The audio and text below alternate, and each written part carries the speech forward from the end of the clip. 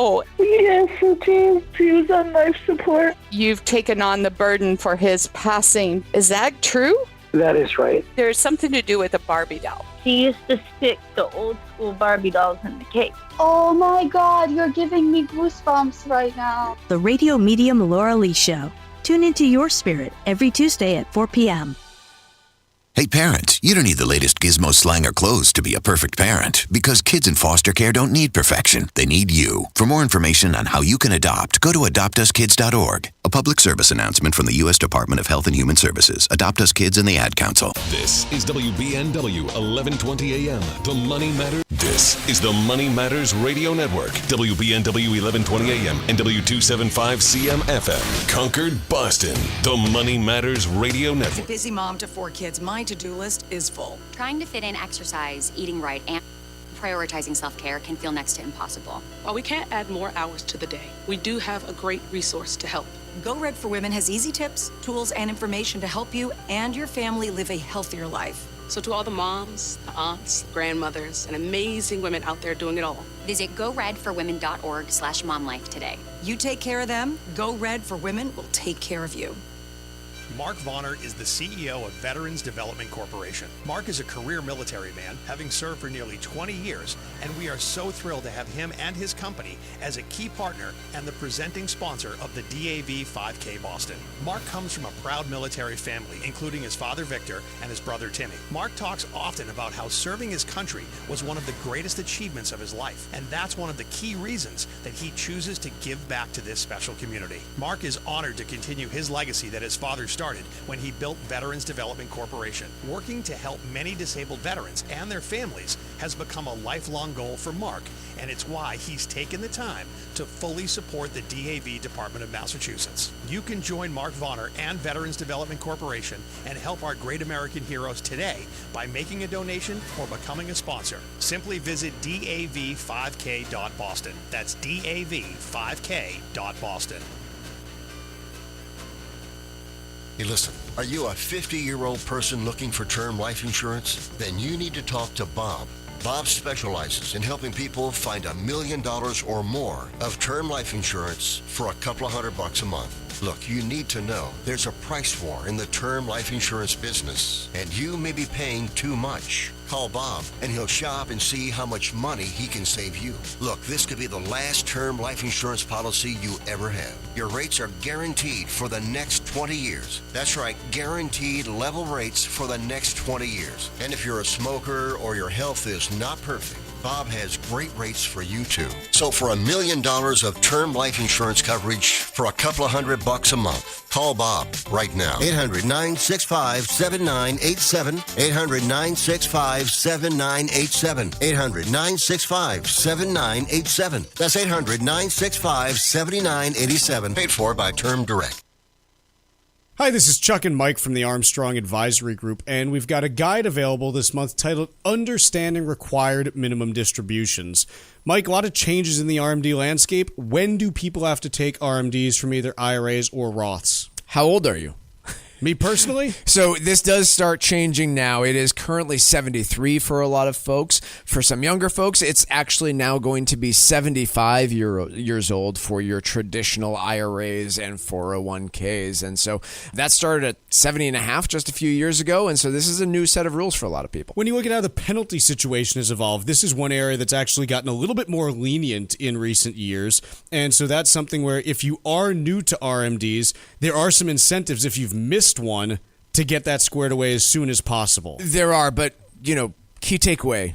Understand these rules and don't miss your required minimum distribution, because there are still penalties for something that, again, is completely avoidable. Yes, the penalties used to be bigger. They are less stringent now and a bit smaller, but it is still unnecessary extra taxes and fees that you will end up paying if you do miss your required minimum distribution. So get our guide and learn a little bit more about how all of this works. Folks, the guide is titled Understanding Required Minimum Distributions, and there are two ways that you can request it. The first is by calling 800-393-4001. The second is by visiting armstrongadvisory.com.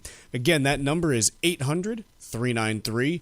4001, or you can request it online at armstrongadvisory.com.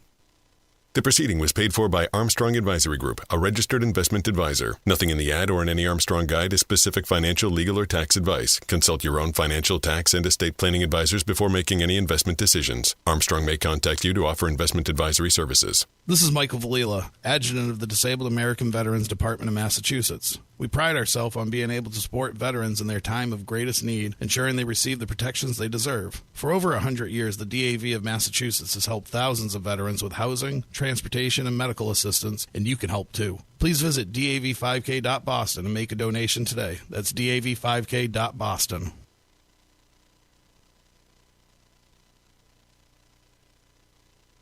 The Financial Exchange is produced by Money Matters Radio and is hosted by employees of the Armstrong Advisory Group, a registered investment advisor. All opinions expressed are solely those of the hosts, do not reflect the opinions of Armstrong Advisory or anyone else. Investments can lose money. This program does not offer any specific financial or investment advice. Please consult your own financial, tax, and estate planning advisors before making any investment decisions. Armstrong Advisory and the advertisers heard on this program do not endorse each other or their services. Armstrong and Money Matters Radio do not compensate each other for referrals and are not affiliated. This is the Financial Exchange with Chuck Zodda and Mike Armstrong. Your exclusive look at business and financial news affecting your day, your city, your world. Stay informed and up to date about economic and market trends, plus breaking business news every day. The Financial Exchange is a proud partner of the Disabled American Veterans Department of Massachusetts. Help us support our great American heroes by visiting dav5k.boston and making a donation today. This is the Financial Exchange with Chuck Zodda and Mike Armstrong. Chuck, Mike, and Tucker with you here, and we continue through a busy week of earnings. Yesterday, we got a couple more big earnings in the form of HF Sinclair and CubeSmart, and so we're going to spend about an hour or so talking about each of those companies with nothing else. Along the way, we might dabble in Apple and Amazon. Sure. But yeah. Let's actually kick things off with Amazon just because it's, again, getting kind of all the love today with how it is moving. Amazon stock currently up about 11%. What did we see from their earnings report that has investors so excited? Massive surge in their Amazon Web Services business, which is the leader in the clubhouse and in demand for all things AI related. So while Amazon may not be the company that produces the tool that every single one of us use in our daily lives when it comes to artificial intelligence, they are certainly seemingly going to be the ones, I shouldn't say certainly, they are seemingly going to be the ones providing a lot of the computing power, storage, and other needs when it comes to running these giant systematic AI models. So the big thing is that the year-over-year growth for Amazon Web Services moved from the high teens up into the low 20% range, and so that is literally what is, kind of driving things when you look at this move. It's the fact that you have a quicker pace of growth happening there, and ultimately that is something that investors are focusing on as they look at this earnings report. The big thing that Amazon Web Services does for Amazon, when you look at it just in terms of, again, the company and the quality of the earnings, it's a high-margin business compared to their typical retail business, which is very low margin. And so as you sell more stuff from Amazon Web Services, it results in a better earnings profile overall. Do we want to move on to Apple, or do we want to talk about kind of the culmination of all the AI-related tech earnings this week? Well, I think when we talk about Amazon here, and I want to dig in on just a couple other things with regards to Amazon, just because, again, even though the Amazon Web Services piece is, the core driver here, there are some other things that are going on as well that I think are worth noting. Specifically, their brick-and-mortar retail business, which no one really thinks about anymore, but they still own Whole Foods at this point. Brick-and-mortar retail business is showing some pretty strong growth as well and solid margins. And so it's not just Amazon Web Services that is hitting right now. you've got some really positive momentum that's going on in Whole Foods for whatever reason. Plays right into all the other stuff we've been talking about when it comes to consumers this year. It does. Who shops at Whole Foods? It does. It is the upper end consumer that is buying this stuff. And so ultimately, when you look at, Whole Foods, they're right in that demo where you say, yeah, you're picking up on that. You're not the down market grocer who might be, struggling to, figure out how to maintain margins and have competitive pricing. You've got Whole Food stores that are now seeing 6 to 8% growth for the last 4 straight quarters. And that's pretty solid when you look at the landscape out there for groceries. So I think there's something that's going on there as well. And I think ultimately it's continuing to help the profile of the company when you look at, just the earnings quality that is out there. I mean, just to give you a sense, in the last 5 years, if you look at the change from Q3 of 21 to Q3 of 25, and this is not data that I pulled, this is from an analyst by the name of Rahul Sharma. If you look at Amazon's margins during that 4-year period, they've gone from 2.5% to 12%. That's the story. They are executing at an incredibly high level. Now, what's driving that? The interesting thing is that when you look at the incremental revenue that's being added, it is predominantly Amazon Web Services, third-party sales, and advertising. That's where the growth is. The core, hey, we, act as a buyer of product and then a distributor and seller of that product, that's not really moving. Like, they're basically doing the same on that side. It's all the other stuff is where the growth is, and that's because the business of operating a warehouse, buying something from China for $3, selling it to you for $6, it's a low-margin business. And so Amazon, I know that we like to think of them as a retailer. Their core first-party retail business is maybe 35-40% of their overall mix right now compared to north of 50% 4 years ago. Most of their revenue now comes from AWS, third-party sellers on their platform, and advertising. Just speaking about that margin expansion, I had to look it up. Do you know when Bezos stepped down? I'm going to say 22? July 5th, 2021. 21? Interesting. Huh. No, I think you would have seen the margin expansion regardless. Right, because But Jassy kind of gets thrown under the bus sometimes on stuff, and he's overseen probably one of the largest dollar margin expansions that we've seen a company undertake. Counterpoint.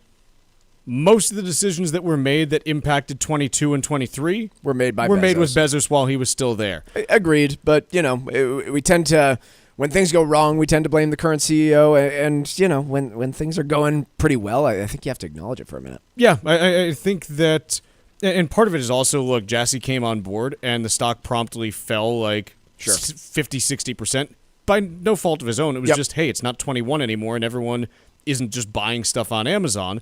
The recovery since then, I think, has been really impressive. I mean, the stock has almost tripled from the 2023 lows. Mm-hmm. So, yeah, I think you take a look at how Amazon is executing right now, and it's nothing short of excellent, quite honestly. So I think it's pretty impressive what you're seeing from them. You wanted to kind of touch on, trying to wrap up the whole AI-related earnings, because Apple is a separate beast. Apple is not AI-focused. So here's where we've talked about this, but now that we have Amazon in, we are seeing the 2025 CapEx between Alphabet, Microsoft, Amazon, and Meta. And granted, we're kind of cobbling some of these numbers together because Microsoft hasn't been perfectly clear with us, but I think we are seeing somewhere in the range of $390 billion in CapEx for 2025. That's my best guess. And I was trying to think of how to quantify that. First of all, that spending alone is larger than the market cap of Procter & Gamble.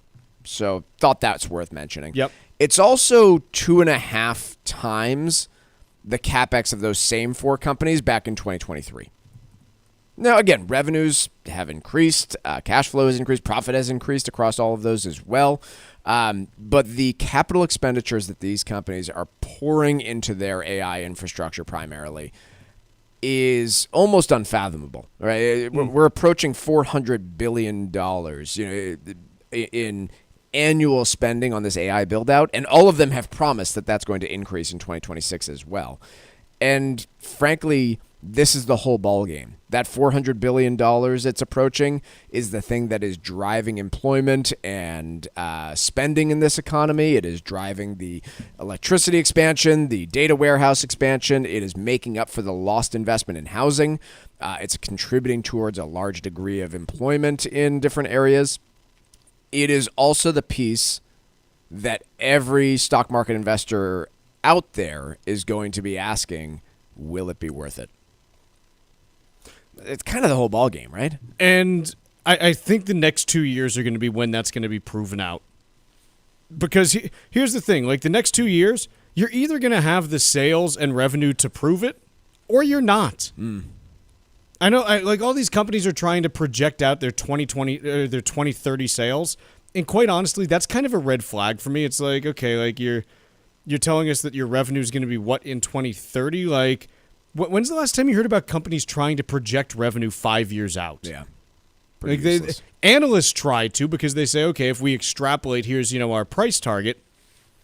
But when I hear, Oracle being like, well, our 2030 cloud revenue is going to be blank. I'm like, okay. Like, I know that gets everyone all excited. But by the way, sneaky quiet. Have you guys noticed what's happened to Oracle since that big, their big earnings announcement? They've given back all the gains. Have they? They've given back all the gains. And so, like, you look at this, and the next 2 years are where it's going to be, because ultimately, you're now at a pace where, in this quarter, your big four, tech spenders in the U.S. spent almost $125 billion on CapEx. They're going to spend north of $500 billion next year. Yeah. At some point, you need to start seeing a return on that investment, actually. Like, no Andy Jassy doesn't just sit out there and say, gee, you know what I'm going to do? I'm going to spend $100 billion in CapEx next year just because I want to. Even Mark Zuckerberg, who's, hey,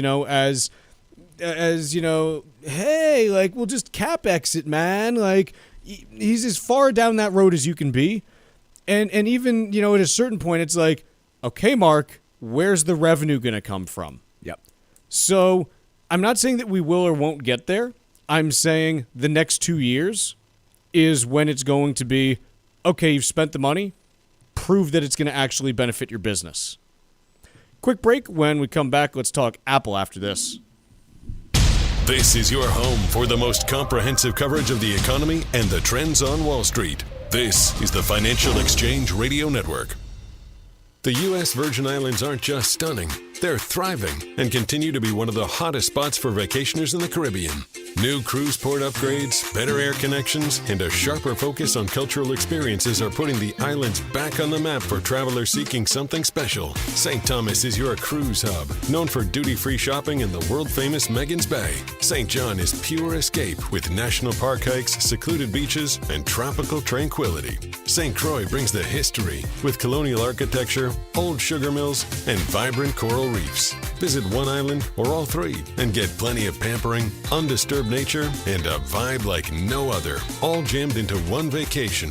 With easy travel from New England, no passport required, and no money to exchange, paradise is closer than you think. This fall, plan your getaway and fall naturally in rhythm with the heartbeat of the islands in America's Caribbean. Visit usvi.com and book your trip today. That's visitusvi.com. Mark Vonner is the CEO of Veterans Development Corporation. Mark faithfully served his country from 1981 to 1984, and we're thrilled to have him as a partner and presenting sponsor of the DAV 5K Boston. Mark comes from a proud military family that includes his father Victor and brother Timmy. Mark talks often about how serving his country was one of the greatest achievements of his life, and it's one of the main reasons he chooses to give back to this special community. Mark is honored to continue the legacy that his father started when he built Veterans Development Corporation. Working to help many disabled veterans and their families has become a lifelong goal for Mark, and it's why he's taken the time to fully support the Disabled American Veterans Department of Massachusetts. You can join Mark and help our great American heroes today by making a donation to support the DAV Department of Massachusetts. Please visit dav5k.boston. That's dav5k.boston. Cushing & Dolan want to help you avoid costly mistakes when it comes to gifting assets to your children. Their brand new guide, Making the Most of Gifting Assets, shares crucial strategies to help you protect your legacy and your family. Many people think gifting is always a good thing, but if it's done the wrong way, it can create real headaches. Even well-intentioned gifts can cause complications if your children are dealing with financial pressure or legal issues like a divorce. The guide also explains how a major gift, like a home or vacation property, could come with hidden tax consequences that may impact your entire estate plan. Before you make any big moves, arm yourself with the facts in this new guide from Cushing & Dolan. Call 866-848-5699 right now to get your copy. That's 866-848-5699. Or request it online at LegalExchangeShow.com. That's LegalExchangeShow.com. The proceeding was paid for and the views expressed are solely those of Cushing & Dolan. Cushing & Dolan and or Armstrong Advisory may contact you offering legal or investment services. Cushing & Dolan and Armstrong Advisory do not endorse each other and are not affiliated. Hey, listen, are you a 50-year-old person looking for term life insurance? Then you need to talk to Bob. Bob specializes in helping people find $1 million or more of term life insurance for a couple of $100 a month. Look, you need to know there's a price war in the term life insurance business, and you may be paying too much. Call Bob, and he'll shop and see how much money he can save you. Look, this could be the last term life insurance policy you ever have. Your rates are guaranteed for the next 20 years. That's right, guaranteed level rates for the next 20 years. And if you're a smoker or your health is not perfect, Bob has great rates for you too. So for $1 million of term life insurance coverage for a couple of $100 a month, call Bob right now. 800-965-7987. 800-965-7987. 800-965-7987. That's 800-965-7987. Paid for by Term Direct.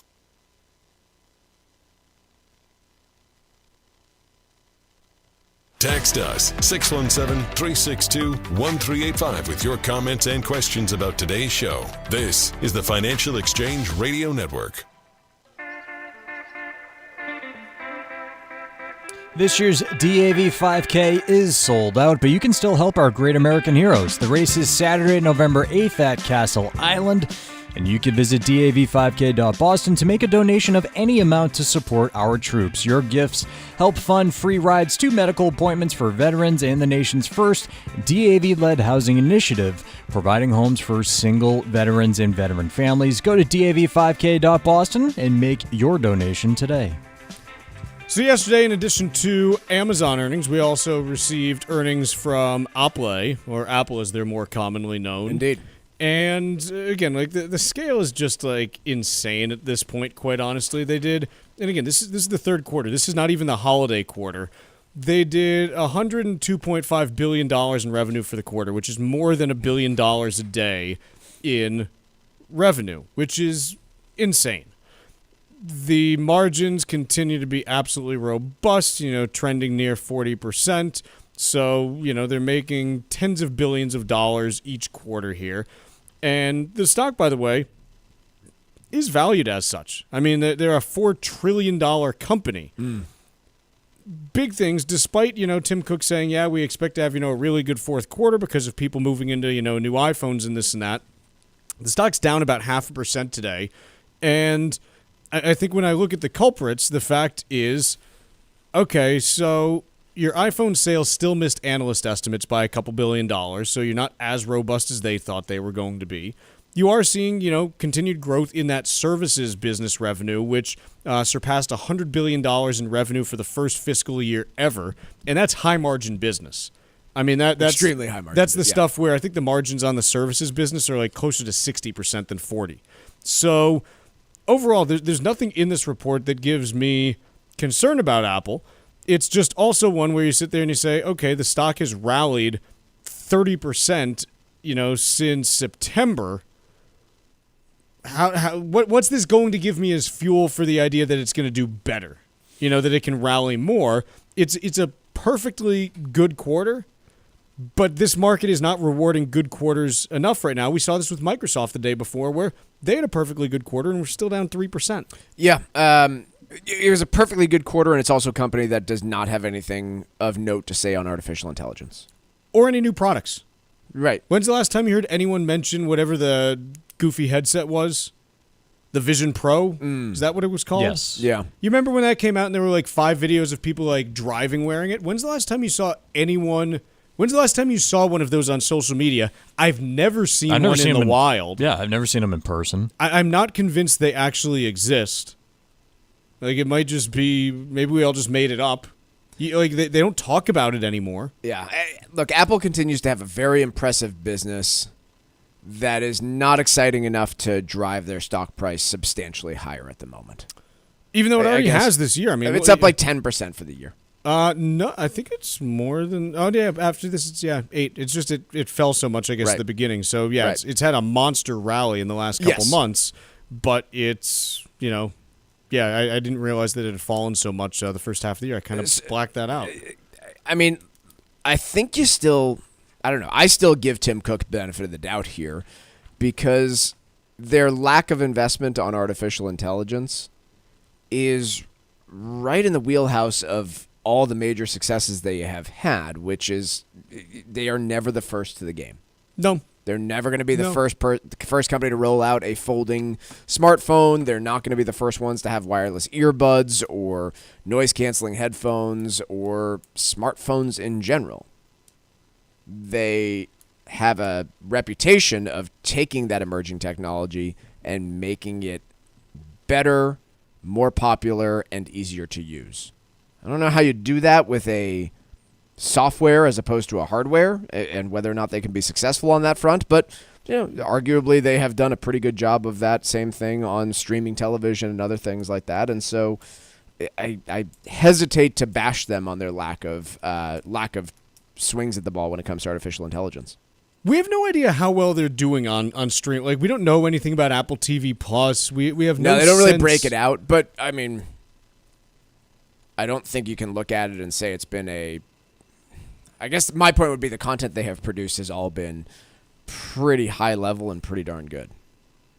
Yeah, they've had a number of hits. On Apple TV, right? Sure. Yeah. I wouldn't say, there's plenty of stuff that's probably forgettable, it just doesn't make it, but they have had a number of hits. I mean, whether you're talking Ted Lasso, Severance. Yeah. I'm trying to go through and think. They have F1. They have a couple other ones that have been pretty good as well. But the thing for Apple is, look, because the rest of their business is so big and they're so profitable, they can afford to outspend anyone else for whatever they actually want to put on streaming. Right. I think they actually did this because they have the F1 rights starting next year. Mm-hmm. Is it next year or the year after? I believe it's next year. I mean, they can just outbid anyone for this stuff because it's like, oh, you want, $2 billion a year? Okay, we just made that in revenue in 2 days. We'll bid $3 billion. Sure. And so they can just pay more for that higher quality, higher caliber content that also, by the way, targets the more affluent person that's typically buying Apple stuff. F1 fits into this perfectly. I mean, think about where the races are in F1 just as an example. You're in freaking Monaco. You're in Vegas. You're in Miami. You're in all these My buddy just went to Mexico City to catch one. It's all these places, and the whole vibe of it is look how much money is there. And it fits right into Apple's wheelhouse. So and a nice little ability to do a product drop into any of these hit shows too. The Morning Show, Shrinking. Was another one. Ted Lasso, Shrinking. They're all on iPhones. They're all on iPhones. They're all on MacBooks. MacBooks. They're all on Apple products, earbuds, and everything else. Not in Severance. True, different setting. I would imagine in Silo and Foundation too. Those are a couple sci-fi type ones that they're probably not using Apple products. Foundation's an interesting one. The first season wasn't hot garbage, but it was moderately cool garbage. The second season I thought was outstanding, and for some reason I just haven't watched the third. There you have it. Quick break here. When we come back, we got Wall Street Watch.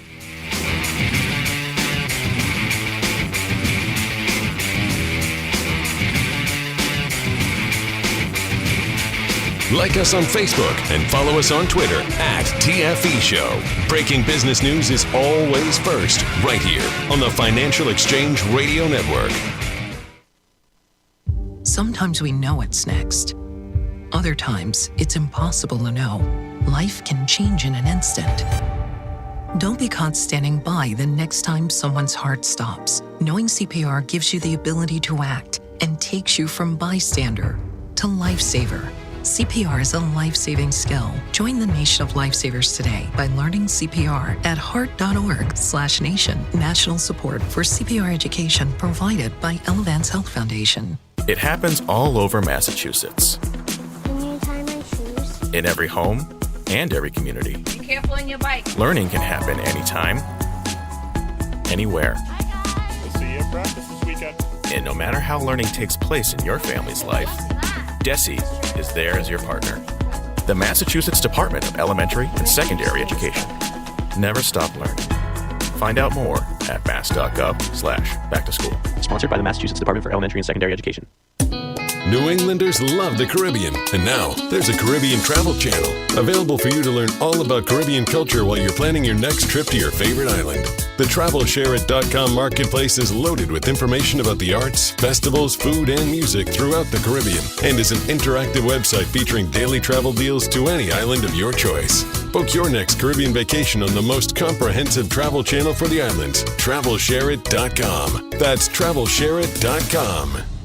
Cushing & Dolan know that gifting assets can be one of the most emotional and challenging parts of estate planning. Their new guide, Making the Most of Gifting Assets, can help you learn what to consider before making a major gift, like your primary home or a vacation property, and avoid unintended tax problems. Call 866-848-5699 to get your copy, or request it online at LegalExchangeShow.com. The proceeding was paid for and the views expressed are solely those of Cushing & Dolan. Cushing & Dolan and or Armstrong Advisory may contact you offering legal or investment services. Cushing & Dolan and Armstrong Advisory do not endorse each other and are not affiliated. Hi, this is Mike Armstrong from the Armstrong Advisory Group. If you're approaching your 70s, you might be thinking about slowing it down, but the IRS is just getting started. Required minimum distributions, or RMDs, kick in starting at age 73. And if you were born in 1960 or later, that number jumps to 75. RMDs are more than just a box to check. They can impact your taxes, your income plan, and even what you leave to your heirs. If not done properly, it could mean big penalties, but getting them right might help keep your money working for you. Our latest guide, Understanding RMDs, breaks down how they work, when to take them, and strategies that may make them less of a tax headache and more of a financial opportunity. Request your copy today by calling 800-393-4001 or by visiting ArmstrongAdvisory.com. That number again is 800-393-4001 or ArmstrongAdvisory.com. The proceeding was paid for by Armstrong Advisory Group, a registered investment advisor. Nothing in the ad or in any Armstrong guide is specific financial, legal, or tax advice. Consult your own financial, tax, and estate planning advisors before making any investment decisions. Armstrong may contact you to offer investment advisory services. This is Tucker Silva of the Financial Exchange Show, and I'm joined today by estate planning attorney Todd Lutzke, a partner with the law firm of Cushing & Dolan,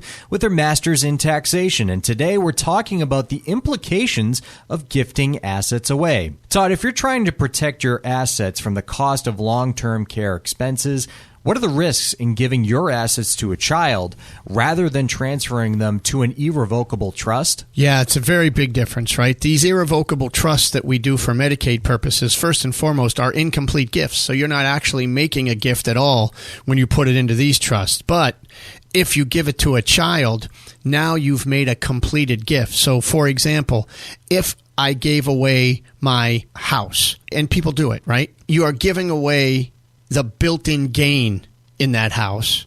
You now don't have any control over the house. You can't sell it and buy another one if you want to move. You need the kids' permission for all of that.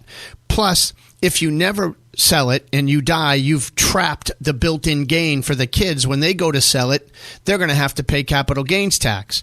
Whereas if you keep it, you can control it, get a step-up in basis for the kids when they die, and still protect it from the nursing home through the trust.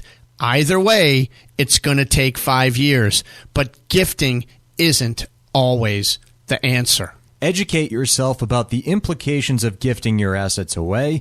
Request your free copy of Todd's brand new guide called Making the Most of Gifting Assets right now by calling 866-848-5699. That's 866-848-5699.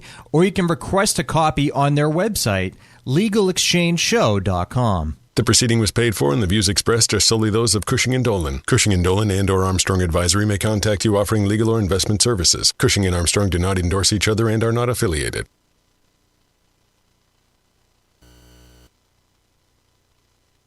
Time now for Wall Street Watch. A complete look at what's moving markets so far today, right here on the Financial Exchange Radio Network. Markets in positive territory on the heels of more impressive big tech earnings from the likes of Amazon and Apple. Right now, the Dow is up modestly, only 30 points higher. S&P 500 up over 0.5% or 35 points higher. NASDAQ up just over 1% or 242 points higher.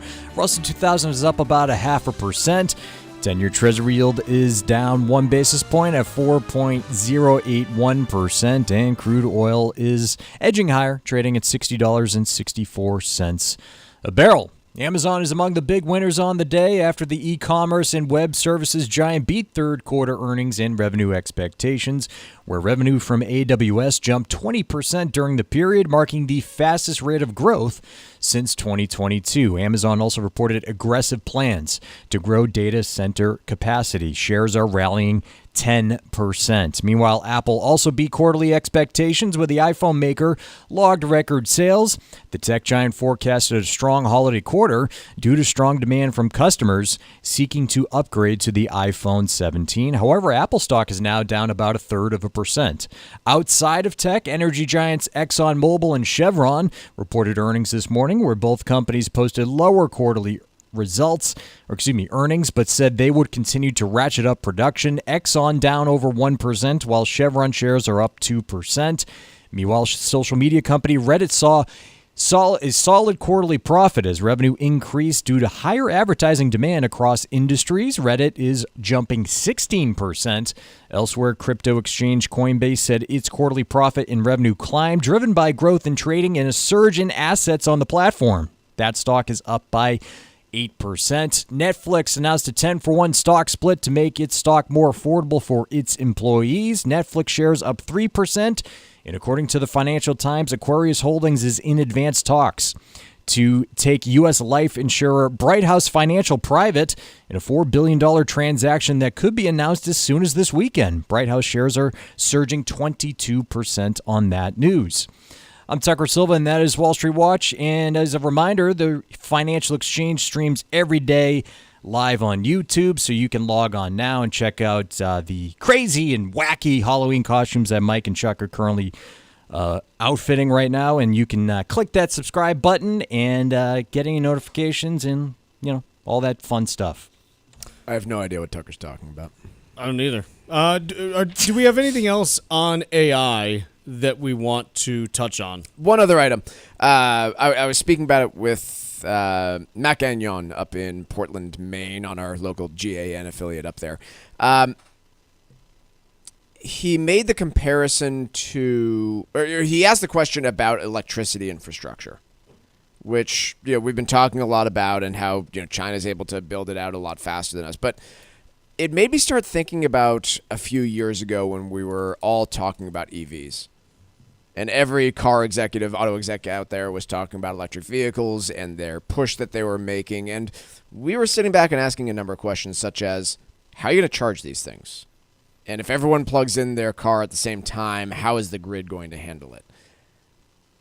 I don't hear as many of those questions repeated about AI. I mean, clearly we're talking about build out of nukes and all sorts of stuff.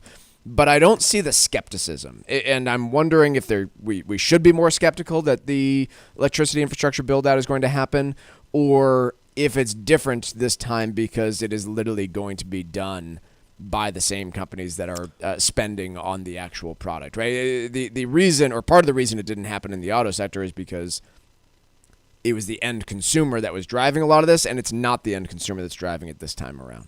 It's also, I think, the key there are a couple differences. I still think that we may have challenges building the amount of power capacity needed to run this stuff. I think that's a real problem just because the U.S. does not build power plant capacity quickly, easily, or cheaply. We just don't.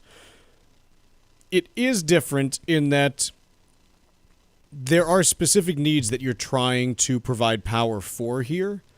And so, like, with electric vehicles, just as an example, you don't know how many of them you're going to sell at what time frame. So either a utility or even, a manufacturer wouldn't want to get involved in trying to manage that because they're like, I don't know what this looks like. Right. In this case, it's, no, we are setting up a data center that uses X gigawatts of power. We are going to build a power plant right next to it that, covers half of that or all of it or whatever it might be. It's kind of funny to think about for a moment that, clearly the automakers didn't have the capital to be able to go invest in electricity generation. But had somebody found that money to go invest, they'd be raking it in right now for the wrong reason. Totally. So the other piece, though, is, look, I think that when it comes to some of the stuff that's being talked about, in particularly on nuclear, which, look, I am a huge proponent of additional nuclear construction. I think some of this is feeling awfully 2021 EV spacky, in that you have these companies that have literally never built a nuclear power plant before, that have no revenue, that are being valued at billions of dollars, and that's not going to last. Yep. There might be some that end up coming out of that are successful companies. But if you think about like the EV manufacturers that, went public back in 21 and 22 in that whole range, the only two that are still actually around are Rivian and Lucid. And their stocks are doing terribly because the companies are not anywhere near profitable. Right. So I think it's a lot easier to build a car than a nuclear power plant, and yet we're just treating it as if, oh, these guys are going to build like small modular nuclear reactors. Yay, let's do this, when they've never built a single one before. And this is before you even get to some of the questions about like the regulatory processes on these, which have been watered down over the last 5 to 7 years as well, where, hey, some of the companies that were initially trying to get through the Nuclear Energy Regulatory Commission in order to build these things were told, no, like, you don't have answers to some of the very basic things that you need to have answers to when it comes to nuclear safety. And now you're saying, okay, let's just move ahead on this. Yeah, that's the piece of all of this that I look at. Everyone's asking right now, right? An analyst asked a Microsoft executive, "Are we in a bubble right now?" Right? Was that the earnings call where that question came up? I don't know. It gets asked like all the time now. It's getting asked over and over again on every major earnings call related to AI. And some of the answers that you hear are, yeah, look, valuations are elevated, but look at the companies that are in here. They're super highly concentrated and they're ultra profitable. And my answer is not all of them. No. Right? Like, yeah, there's a ton of those, and that's what's driving the stock market as a whole. But there's also all this other kind of garbage or potential garbage that's out there. But it's also, look, understand the accounting on this as well. You have all of these future CapEx plans that are being cheered right now. When those future CapEx plans turn into this quarter's depreciation for that CapEx that was spent 3 years ago, how do you still feel about it? Right. Because it's one thing now to be like, yeah, we're going to spend $500 billion next year and it's going to build out, all this AI capacity. Well, when you've built it out and it's 2028 and now you've got $50 billion of depreciation hitting your, financial statements for stuff that you built 2 years in the past, and then that's happening every year. So now you got like $150 billion in depreciation hitting for the past 3 years. You're like, oh, yeah, this doesn't necessarily feel as good. So I'm not saying it will or won't work, but man, the next couple of years, you got to get the revenue because otherwise the spending is going to catch up with you based on how the accounting actually works. It will be a problem if you cannot revenue-wise. Ooh. They always say monetize, but I think revenue-wise is the way that I want to go with it. Let's take a quick break. When we come back, let's talk about home purchases that are falling through right after this. Find daily interviews and full shows of the Financial Exchange on our YouTube page. Get caught up on anything and everything you might have missed. This is the Financial Exchange Radio Network. Cushing & Dolan know that gifting assets can be one of the most emotional and challenging parts of estate planning. Their new guide, Making the Most of Gifting Assets, can help you learn what to consider before making a major gift, like your primary home or a vacation property, and avoid unintended tax problems. Call 866-848-5699 to get your copy, or request it online at legalexchangeshow.com. The proceeding was paid for, and the views expressed are solely those of Cushing & Dolan. Cushing & Dolan and/or Armstrong Advisory may contact you offering legal or investment services. Cushing & Dolan and Armstrong Advisory do not endorse each other and are not affiliated. This is Michael Valila, Adjutant of the Disabled American Veterans Department of Massachusetts. We focus on the people returning from service, not their specific illness or injury. Our number one goal is to make sure our veterans have the necessary services they need, be it physical, emotional, or financial, so that their transition can be seamless. You can help our great American heroes as well by making a donation today by visiting dav5k.boston. That's dav5k.boston. The U.S. Virgin Islands aren't just stunning, they're thriving and continue to be one of the hottest spots for vacationers in the Caribbean. New cruise port upgrades, better air connections, and a sharper focus on cultural experiences are putting the islands back on the map for travelers seeking something special. St. Thomas is your cruise hub, known for duty-free shopping and the world-famous Megan's Bay. St. John is pure escape with national park hikes, secluded beaches, and tropical tranquility. St. Croix brings the history with colonial architecture, old sugar mills, and vibrant coral reefs. Visit one island or all three and get plenty of pampering, undisturbed nature, and a vibe like no other, all jammed into one vacation. With easy travel from New England, no passport required, and no money to exchange, paradise is closer than you think. This fall, plan your getaway and fall naturally in rhythm with the heartbeat of the islands in America's Caribbean. Visit usvi.com and book your trip today. That's visitusvi.com.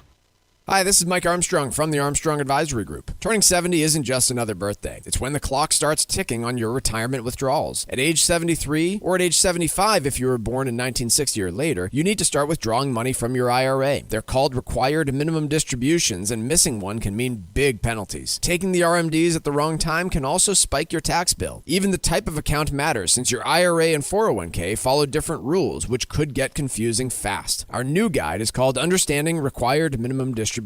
It breaks the process down in simple terms so you know when to start, how much to take, and ways to manage the tax impact. Request your copy today by calling 800-393-4001. That's 800-393-4001 or ArmstrongAdvisory.com. The proceeding was paid for by Armstrong Advisory Group, a registered investment advisor. Nothing in the ad or in any Armstrong guide is specific financial, legal, or tax advice. Consult your own financial, tax, and estate planning advisors before making any investment decisions. Armstrong may contact you to offer investment advisory services.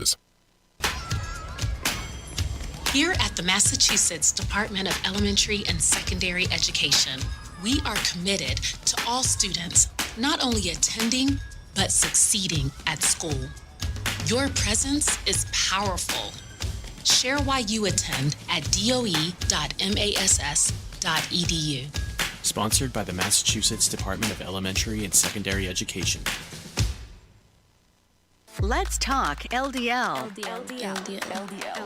aka bad cholesterol. The higher your LDL cholesterol, the higher your risk of a heart attack or stroke. Your health matters. Know your number. Talk to your doctor and get your cholesterol checked. And learn how to help lower your LDL bad cholesterol. Because your health is in your hands. Find out more at heart.org/LDL.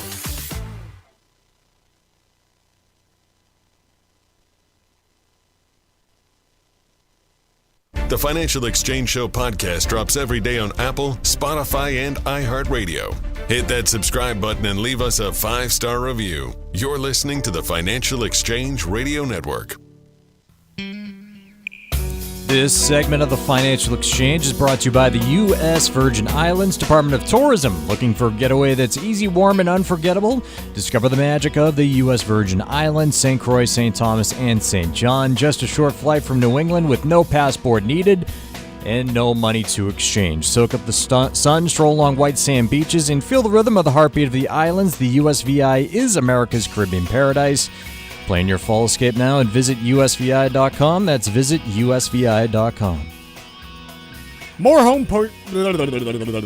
more home purchases are falling through in an uncertain economy. According to data from Redfin, about 15% of agreed-upon purchases were canceled in September. That's up from about 13.6% a year earlier, so about a 10% rise. I don't know that is something that is notable or not. It indicates nothing to me. I like, unless you're going to tell me what the percentage of canceled home purchases were back in 2010, this is not terribly useful context for me. I think one thing I'm comfortable saying, people are under more financial pressure than they were a few months ago. Sure. But like, hey, could this cancellation be because all government workers are suddenly not getting paid and therefore no lender is going to let them borrow money? Maybe. I don't know. It could be. Yeah. If I'm a lender, I am not loaning money to a government worker right now. Would you? No. The counter to that is they do have some geographic trends, and right now, Jacksonville, Florida, has one of the highest rates of cancellations in the country. It's 17.8% in September. Jacksonville is not a center of federal government activity. Right. Instead, it's a big financial center. Like Jacksonville is a huge banking center. Mm-hmm. And it's also, last time I checked, in Florida, which has a housing market that has falling prices right now in excess inventory. So I think that this is something where I say, okay, that's interesting, but I still don't know that it necessarily, I also don't know that it means anything about the future of where this goes. Right. I don't know that it's a forward-looking indicator. This follows along with the housing inequality piece from Connor Sen. And he speaks to, just the demand for housing right now is coming from the very high end, and that's where the construction is happening, is very expensive homes with high-end furnishings. And I think all of that's true, but I don't want to lose focus of something here. This is a symptom, not a disease, right? This is the symptom of what we are seeing right now, which is a big divide in wealth inequality, a big divide in income inequality, and a growing upper class that can afford things, and a growing lower class that can't afford much at all. Yes. And so I think it's important to lose sight of that, because in some cases you'll have lawmakers latch on to something like this and be like, oh, we need to fix that through housing policy. And my answer would be, I think we should try and fix that, but through housing policy is probably not how I would try and do it. Yeah, this is the symptom, not the cause. Folks, it is the last day of the month, meaning last day to get a copy of the brand new Understanding Required Minimum Distributions Guide from the Armstrong Advisory Group. There are only 60 days left in the year for you to take care of this all-important fundamental item. Now, it's fairly clear and obvious when you yourself are of required minimum distribution age. There are most mainstream custodians who hold your money will tell you about your RMD, let you know how big it is, and figure out how to process it with you. The complexity comes not from you and your own calculation of your RMD, but rather the planning ahead that you might want to do if you're in your mid-60s now and are aware that you're going to be facing an RMD within the next 10 years. It comes from the planning that you might consider doing if you intend on leaving a large portion of retirement assets to loved ones like a spouse or kids or another loved one. There's a lot to do when it comes to tax planning for required minimum distributions and how you can minimize the effect of that once you get into that territory. Understanding how all these rules work will allow you to treat your RMDs in a way that will actually benefit you rather than causing some sort of tax bomb that you have to face in your later years when you're least prepared for it.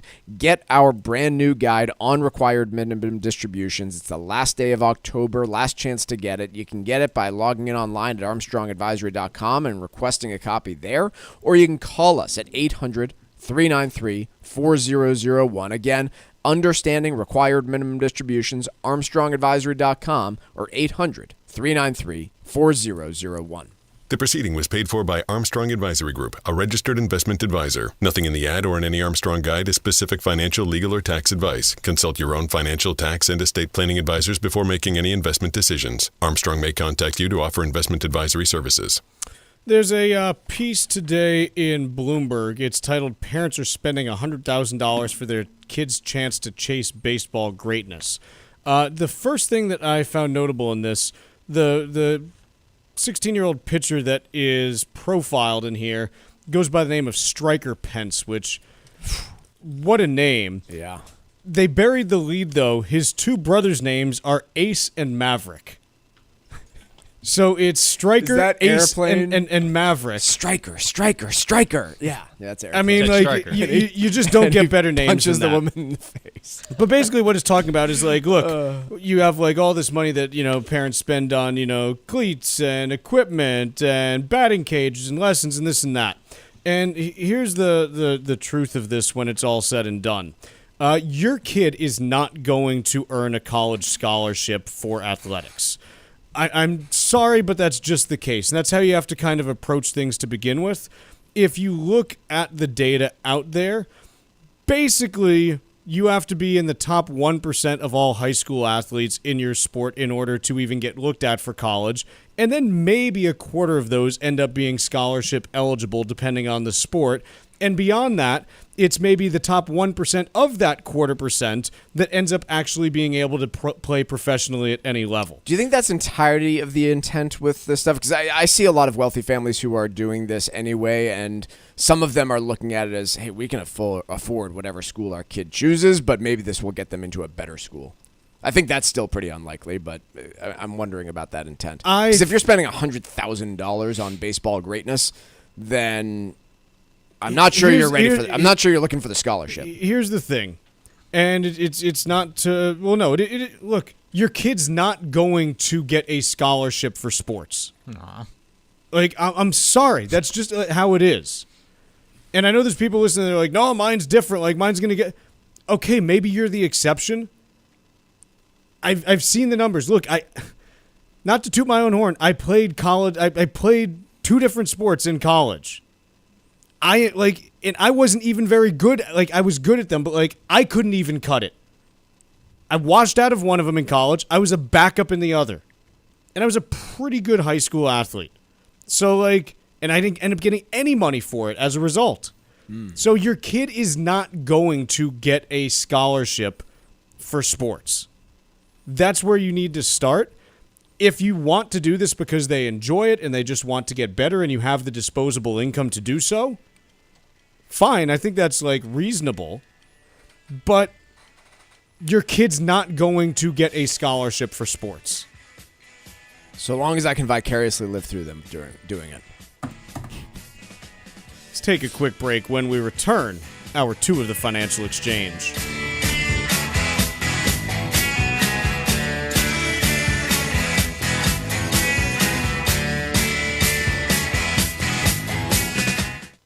Are you over the age of 50? Want peace of mind and financial security for your family? Here's an important message to you from Senior Care USA.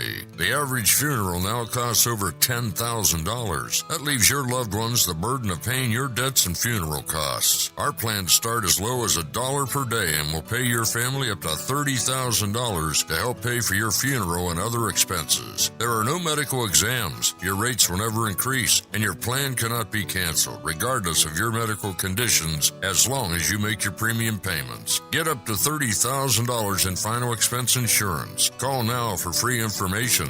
Just answer a few simple questions and get approved right over the phone in just a few minutes. Call right now. Call 800-378-3818. 800-378-3818. 800-378-3818. That's 800-378-3818.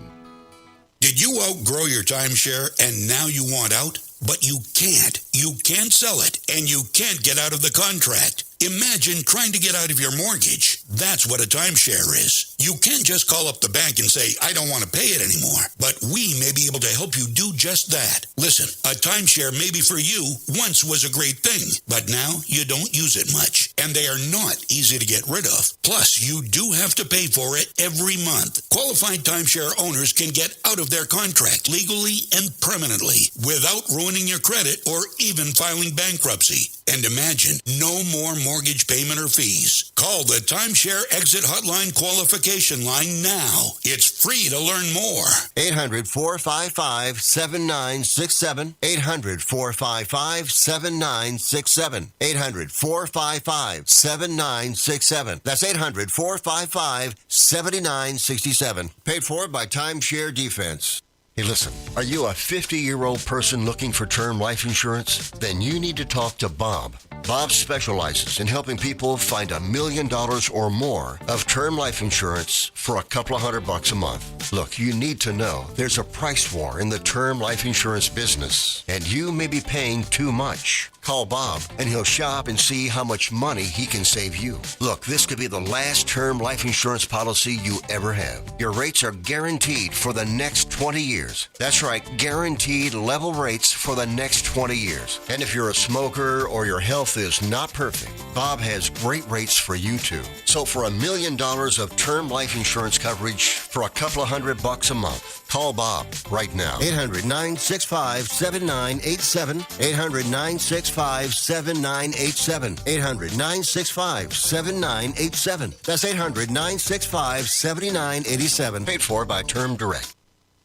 This is the Money Matters Radio Network, WBNW 1120 AM and W275 CM FM. Concord, Boston, the Money Matters Radio Network. As a busy mom to 4 kids, my to-do list is full. Trying to fit in exercise, eating right, and prioritizing self-care can feel next to impossible. While we can't add more hours to the day, we do have a great resource to help. Go Red for Women has easy tips, tools, and information to help you and your family live a healthier life. So to all the moms, the aunts, the grandmothers, and amazing women out there doing it all, visit goredforwomen.org/momlife today. You take care of them, Go Red for Women will take care of you.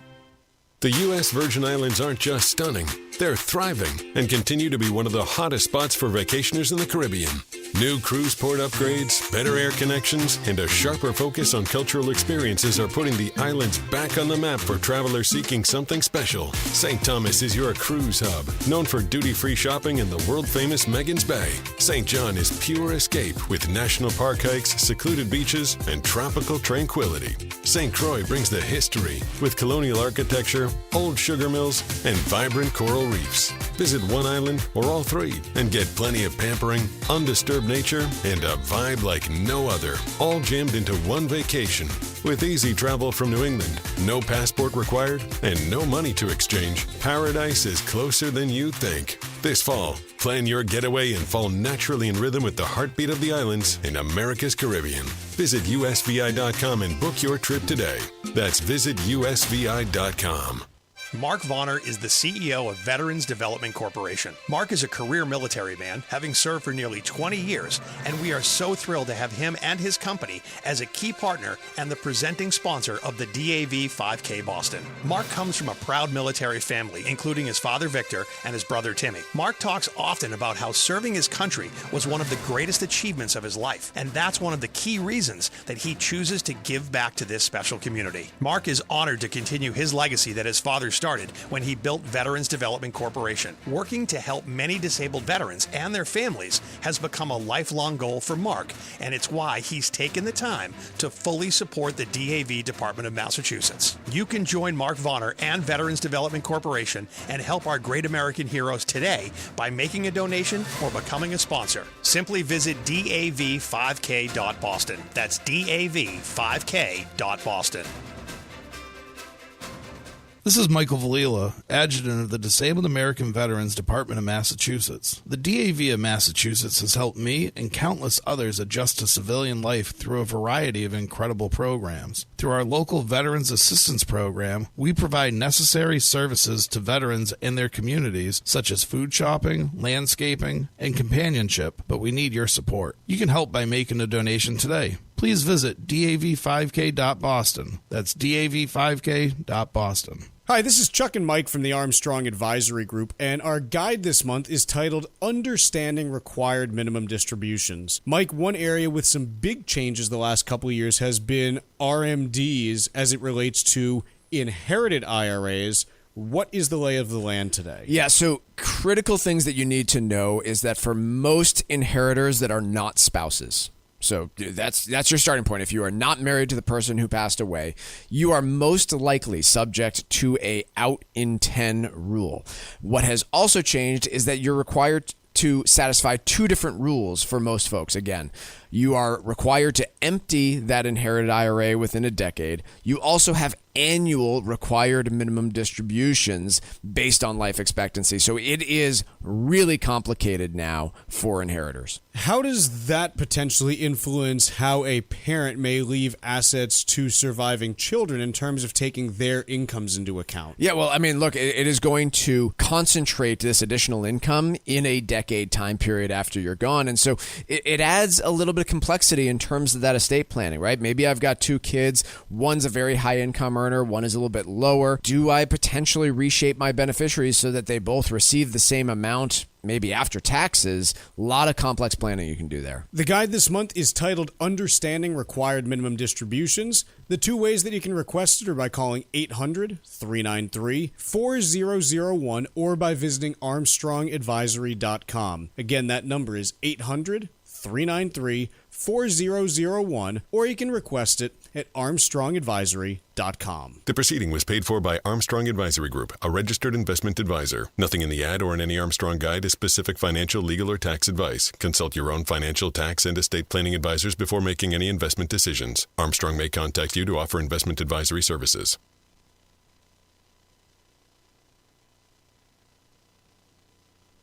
The Financial Exchange is produced by Money Matters Radio and is hosted by employees of the Armstrong Advisory Group, a registered investment advisor. All opinions expressed are solely those of the hosts, do not reflect the opinions of Armstrong Advisory or anyone else. Investments can lose money. This program does not offer any specific financial or investment advice. Please consult your own financial, tax, and estate planning advisors before making any investment decisions. Armstrong Advisory and the advertisers heard on this program do not endorse each other or their services. Armstrong and Money Matters Radio do not compensate each other for referrals and are not affiliated.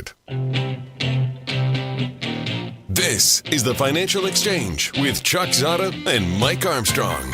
Your exclusive look at business and financial news affecting your day, your city, your world. Stay informed and up to date about economic and market trends, plus breaking business news every day.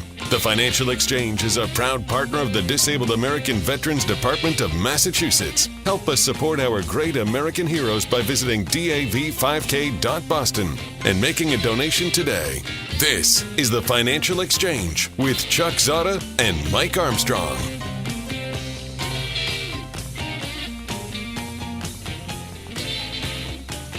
Chuck Mike Tucker with you here.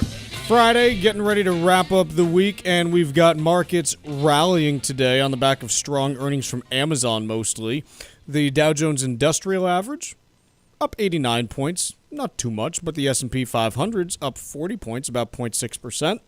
The NASDAQ Composite up 279 points, almost 1.2%. We've got the 10-year U.S. Treasury down 0.2 of a basis point to 4.091, so pretty boring in bond land after a little bit of excitement the last couple of days there. We've got the dollar index up 0.22% today, so dollar continuing to show a little bit of recent strength. And we've got gold up $15.70 an ounce to $4,031.60. On the crude oil side of things, West Texas Intermediate up 36 cents a barrel to $60.93. And the AAA national average for gas prices up 0.2 of a cent to $3.04.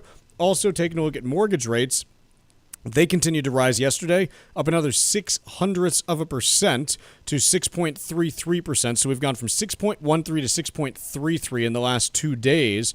Almost 0.25% higher. Have to imagine that will impact the market at the margins over the next week or so. It'll be interesting to see what we get in terms of mortgage applications in particular. Refinancing had a little bit of a boomlet going on over the last few weeks. Does this take some of the edge off that? We'll see what happens on that side of things. Speaking of boomlet, this is the bad kind, not the good kind. BlackRock, the big old asset manager, they have a private credit investing arm like most asset managers now.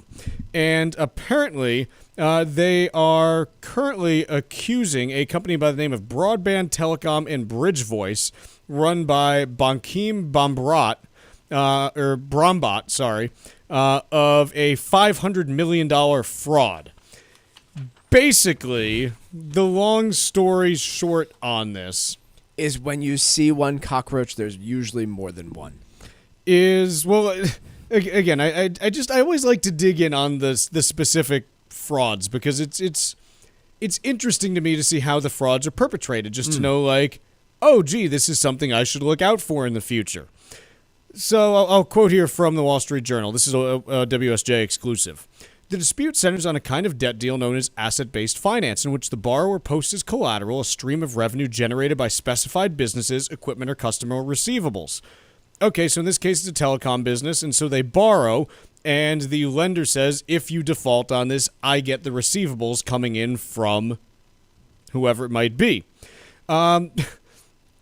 So, basically, this company that operated in the telecom space, maybe. It's unclear if they actually did, to be completely honest. And they ran a brand named Carriox, in addition to the two names that we mentioned. Yeah, so they effectively, these loans were underwritten by a company that BlackRock bought earlier this year called HPS.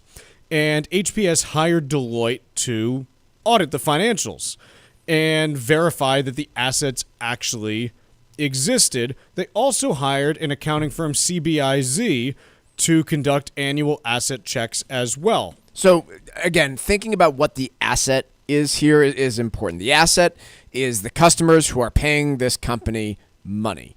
And so, again, because the asset that was loaned against was the future revenues that these customers will pay. And so what do you do when you do something like this? Well, sometimes you hire a company to go drive down to the building and make sure that it's in good shape. If you are an insurance company, you might do that. If you are a mortgage company, you might go do that. If you're lending somebody money for a home. In this case, you need to verify that the revenue that they are claiming exists and that you are lending against actually does, in fact, exist. The customers are there. So what they were doing, HPS was reportedly emailing the customers saying, hey, like, just making sure, can you, like, give us proof of contract, things along those lines. And apparently, the company that was doing this auditing in July noticed irregularities with the email addresses. And basically said, hey, actually, I don't believe it was the auditor. It was HPS. Oh, HPS, yes. Meaning the asset manager themselves, rather than the companies they hire to check. Yes. So HPS goes to Brombot and says, hey, like, these email addresses don't, like, seem to match up. What gives? He says there's nothing to worry about, and then stops answering their phone calls. Which is just like... It's good to hear that it's not just Gen Z that ghosts people. Not great.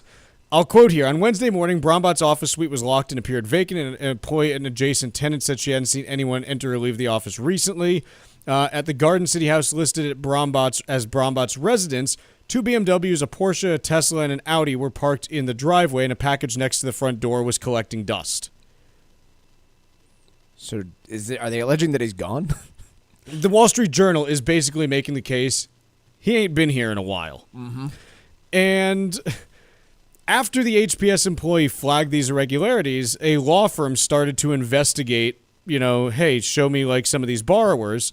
And they found that these email addresses didn't match up with actual public web domains that were out there.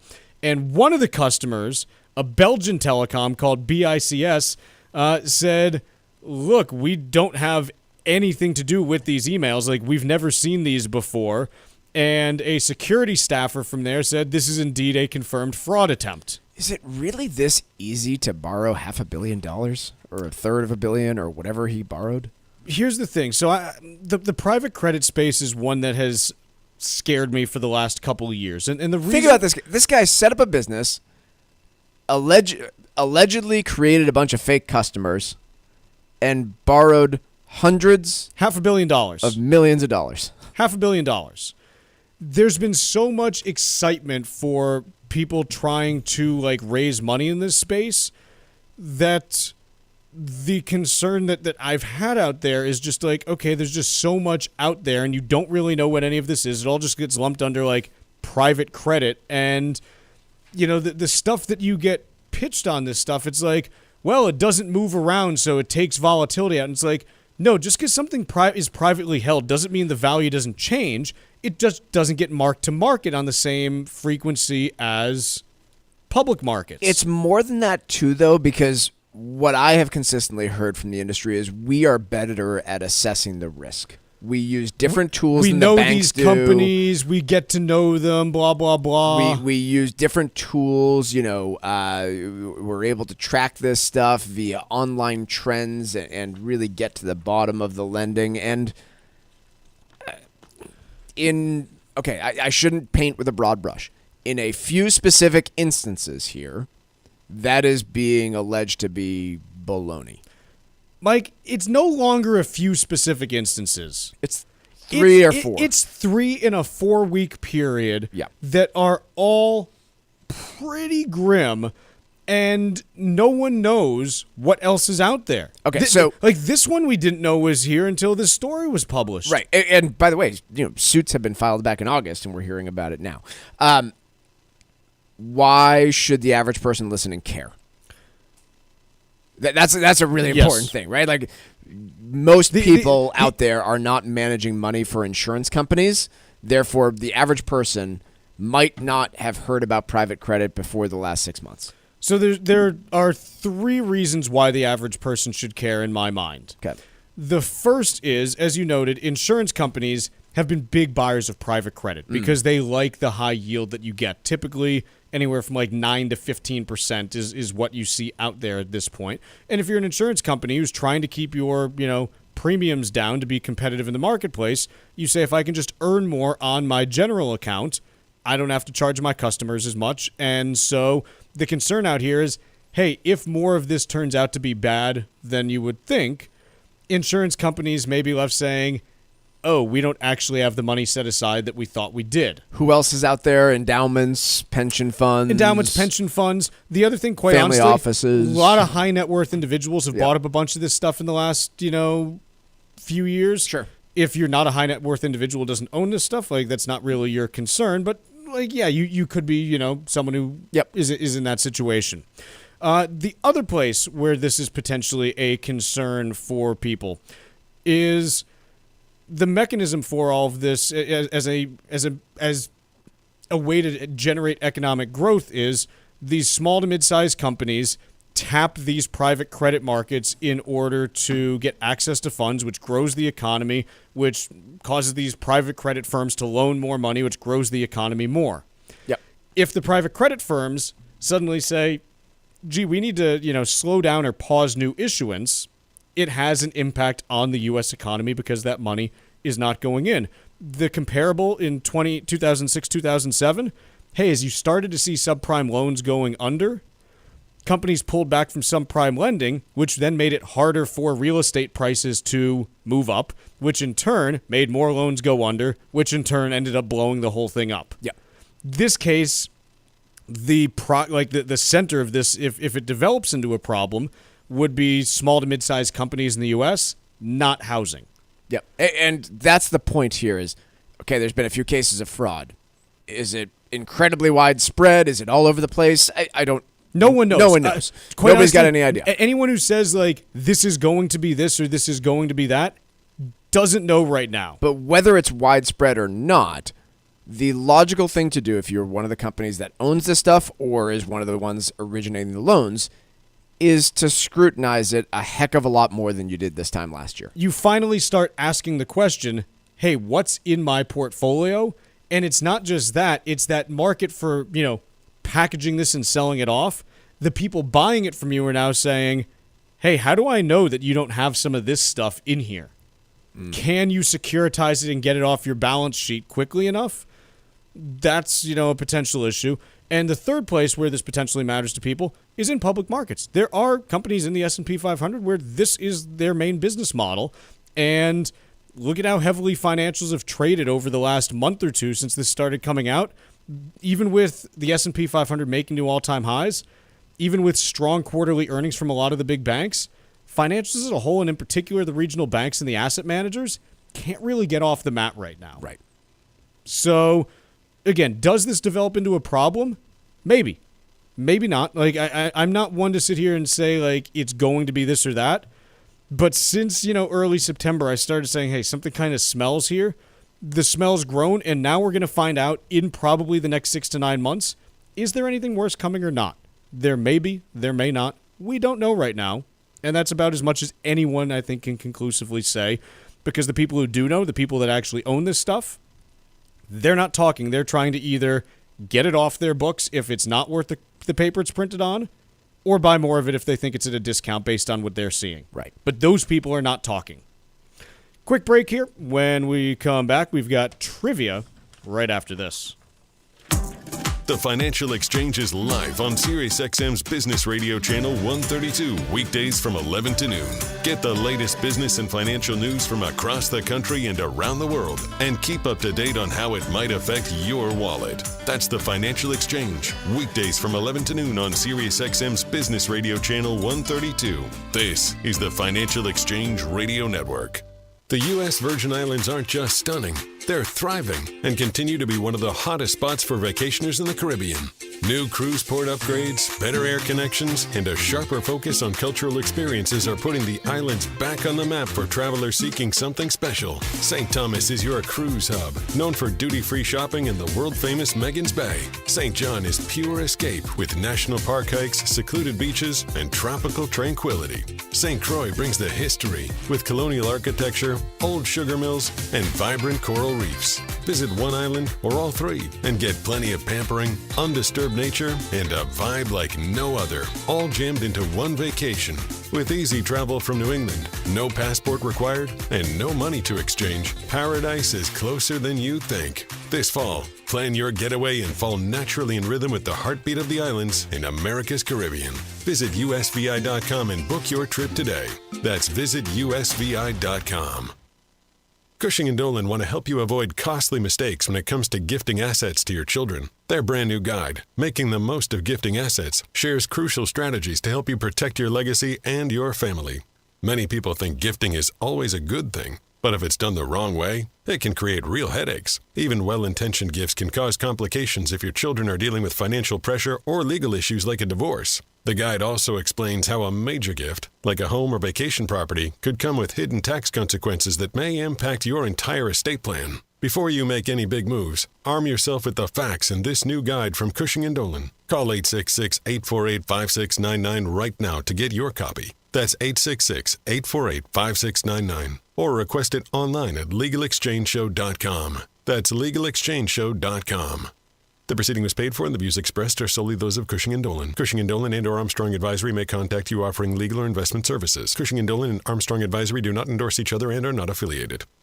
Hi, this is Chuck Zodda from the Armstrong Advisory Group. Required minimum distributions, or RMDs, may seem simple, but there's a lot more to them than just taking money out of your IRA. RMDs impact how much you pay in taxes, and they can push your income into higher brackets. And if you miss one, the penalties can be steep. They also affect how much your heirs actually get to keep, which makes timing and strategy crucial. If you have multiple accounts, it's important to know which ones you can combine and which ones you can't in order to help you avoid costly mistakes. Our new guide, Understanding RMDs, shows you how to navigate the rules, limit your tax burden, and plan ahead for your legacy. Request your copy today by calling 800-393-4001. That's 800-393-4001, or you can request the guide from our website, armstrongadvisory.com. The proceeding was paid for by Armstrong Advisory Group, a registered investment advisor. Nothing in the ad or in any Armstrong guide is specific financial, legal, or tax advice. Consult your own financial, tax, and estate planning advisors before making any investment decisions. Armstrong may contact you to offer investment advisory services.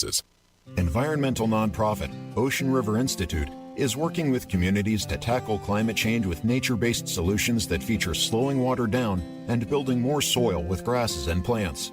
Research indicates that people acting in their own neighborhoods can build an inch of soil in a year and slow sea level rise down by as much as 25%. Please visit oceanriver.org for more information on opportunities to make a difference and go the distance for savvy stewardship of a greener and bluer planet Earth. As a busy mom to 4 kids, my to-do list is full. Trying to fit in exercise, eating right, and prioritizing self-care can feel next to impossible. While we can't add more hours to the day, we do have a great resource to help. Go Red for Women has easy tips, tools, and information to help you and your family live a healthier life. So to all the moms, the aunts, the grandmothers, and amazing women out there doing it all, visit goredforwomen.org/momlife today. You take care of them, Go Red for Women will take care of you.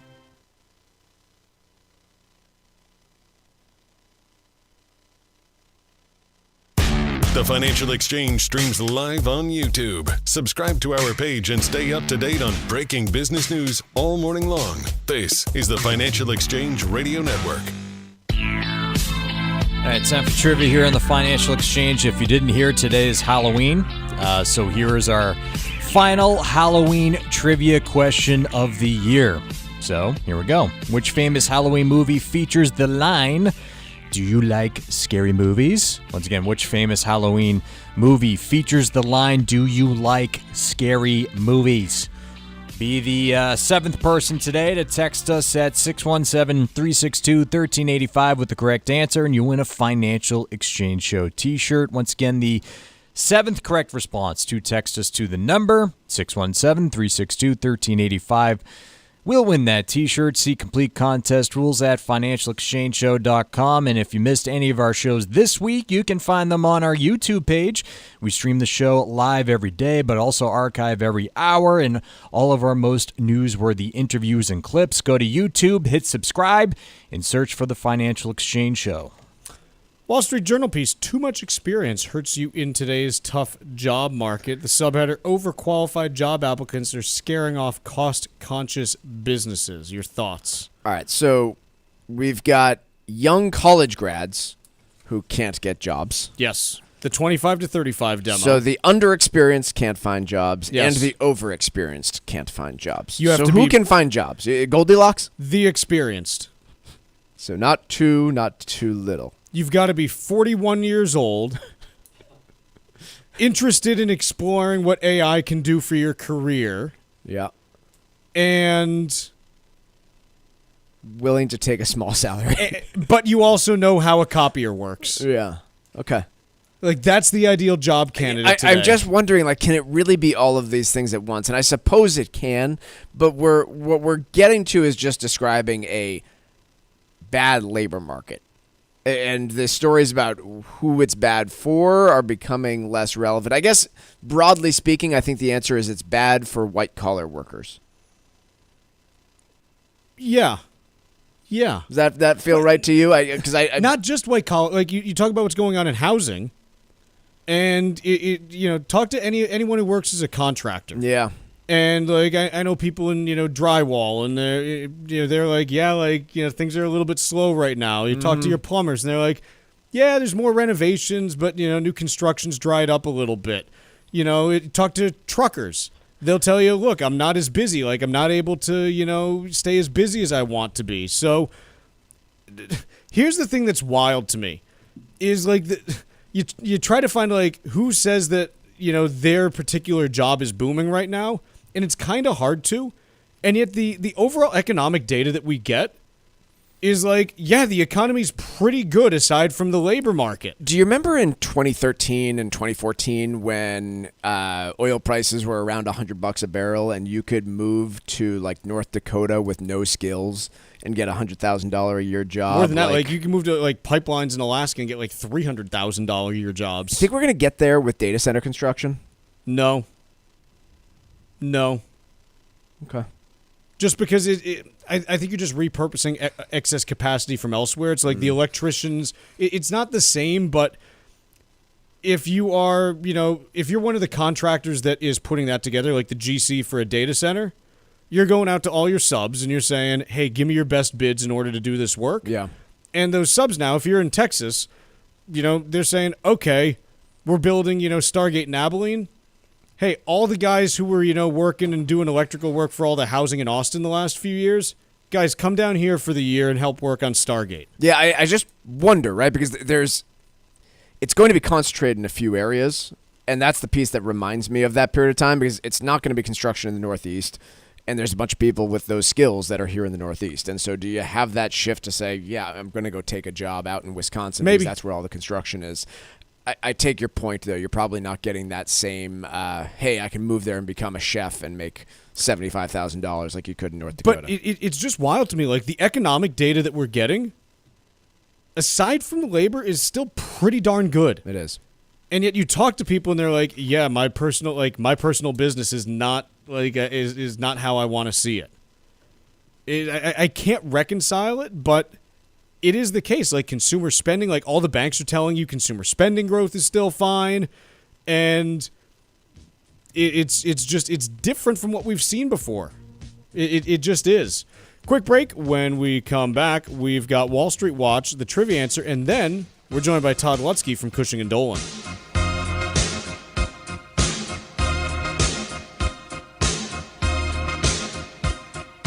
Bringing the latest financial news straight to your radio every day.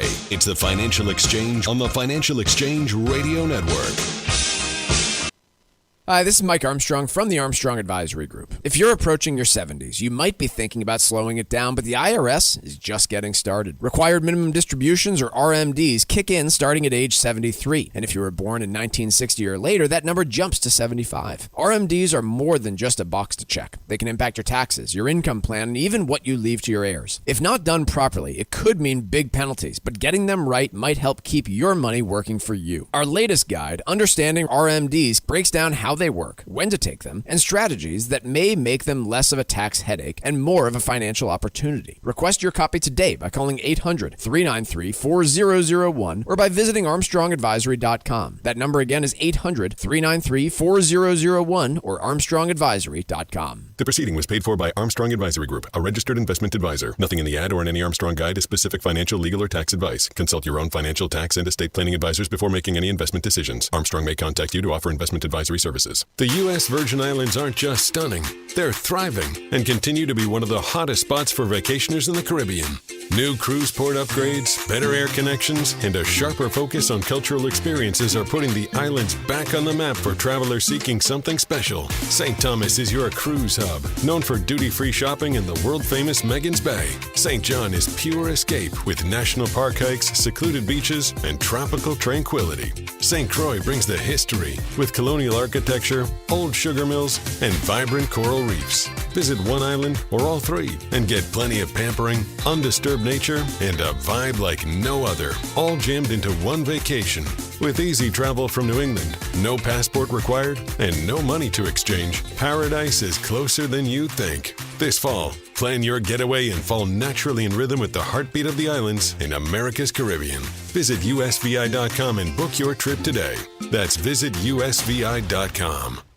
Mark Vonner is the CEO of Veterans Development Corporation. Mark is a career military man, having served nearly 20 years, and we are so proud to have him and his business as a key partner and a presenting sponsor of the DAV 5K Boston. The DAV Department of Massachusetts does incredible work, and it's one of the first organizations that Mark became familiar with after his military service ended back in 1984. As Mark built his company, he knew he'd be giving back to fellow veterans who needed jobs, support services, medical supplies, and so much more. Mark works with disabled veterans every day, and it's one of the key reasons why he's such a big supporter of Dan Stack, the DAV Department of Massachusetts, and the DAV 5K Boston. You can join Mark Vonner and his team and make a donation to the DAV Department of Massachusetts or become a sponsor of the DAV 5K Boston. Simply visit dav5k.boston. That's dav5k.boston.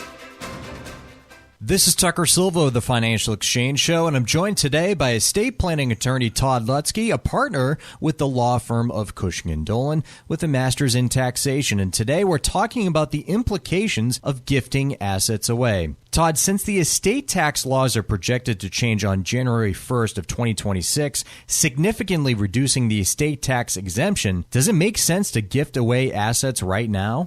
You know, it's a big question mark. You have to think of a few things. One, look at the size of your estate. If the exemption falls to $7 million each and you're married, you can still die with $14 million of assets and not have an estate tax. So gifting might not be important from a federal gift tax situation. But the state exemption is only $2 million, so you can only shelter $4 million. So you might want to gift to reduce your state estate tax. However, there's basis to consider. If you give away low basis assets, you're trapping capital gain. And to do that, you might be paying more in capital gains taxes later when the kids sell the assets than you're saving in just Massachusetts estate tax. So you really got to think about whether it makes sense to gift or not. And if you're going to gift, you should probably set up a gifting trust. People might be gifting large assets away and not gift the assets directly to a child. Have them in a trust for the child's benefit and then protect those assets for them. Educate yourself about the implications of gifting your assets away. Request your free copy of Todd's brand new guide called Making the Most of Gifting Assets right now by calling 866-848-5699. That's 866-848-5699. Or you can request a copy from their website, legalexchangeshow.com. The proceeding was paid for and the views expressed are solely those of Cushing & Dolan. Cushing & Dolan and or Armstrong Advisory may contact you offering legal or investment services. Cushing & Armstrong do not endorse each other and are not affiliated.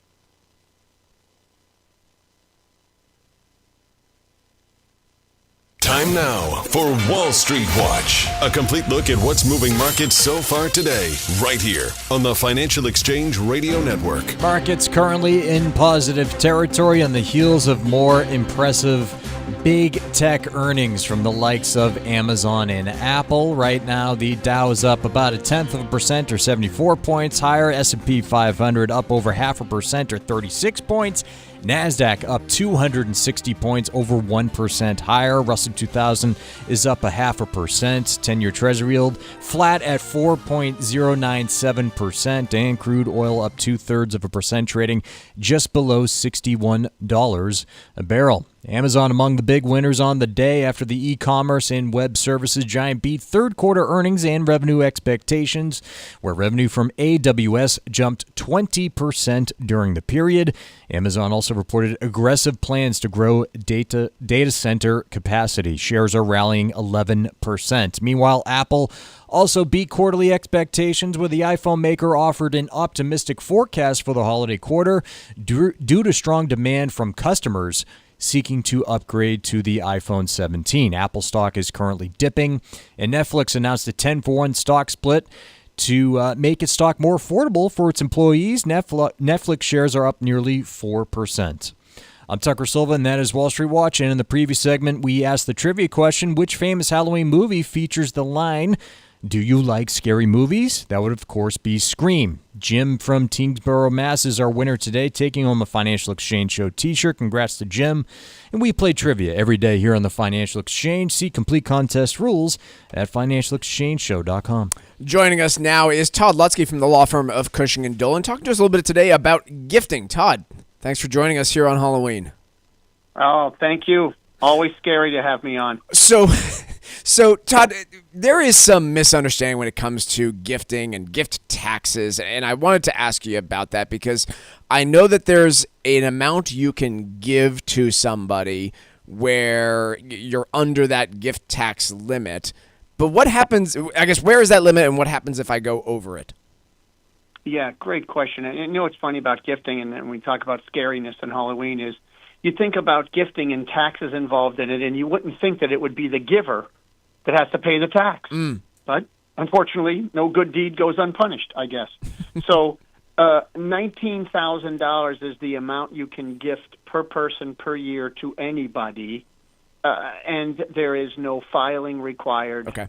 And no tax return, no taxes due. It's complete freebie. Okay, got it. But a lot of people say, you know what, I got to get more out of my estate faster, and I know I can gift $13.9 million, right? So if I go over that number, there's another number you can look at.